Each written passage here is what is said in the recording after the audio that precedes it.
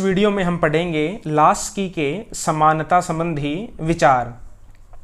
तो बिल्कुल छोटा सा टॉपिक है, तो चलिए शुरू करते हैं।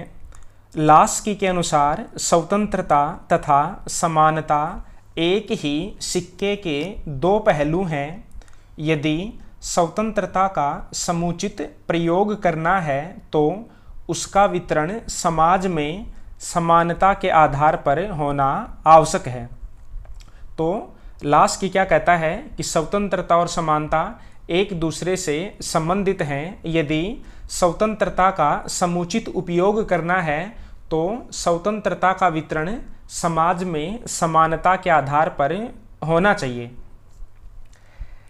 असमानता से स्वतंत्रता थोड़े से लोगों के विशेषाधिकार का रूप धारण कर लेती है। लास्की के अनुसार समानता का आशय यह है कि जहाँ तक संभव हो विषमताओं को कम किया जाए।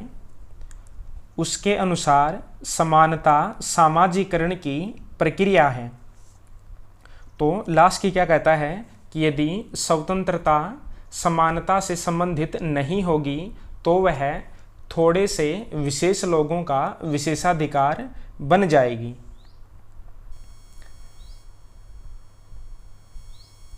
सामाजिक व्यवस्था ऐसी होनी चाहिए जिसमें प्रत्येक व्यक्ति को विकास के समुचित अवसर प्राप्त हों, जिससे वह अपना सर्वांगीण विकास कर सके। सर्वप्रथम सभी मनुष्यों की मूलभूत आवश्यकताएं पूरी की जाएं। उसके बाद कुछ लोगों की विशिष्ट मांगों को पूरा किया जा सकता है। लास्की द्वारा प्रतिपादित समानता की अवधारणा के दो प्रमुख तत्व हैं, और दो तत्व कौन कौन से हैं? समानता का पहला तत्व है विशेषाधिकारों का अभाव, तथा दूसरा तत्व है सभी लोगों के लिए समुचित अवसर प्रदान करना। तो समानता के अंतर्गत दो पहलू आते हैं। पहला यह है कि विशेषाधिकारों का अभाव होना चाहिए, किन्हीं भी व्यक्तियों को विशेषाधिकार प्राप्त नहीं होने चाहिए।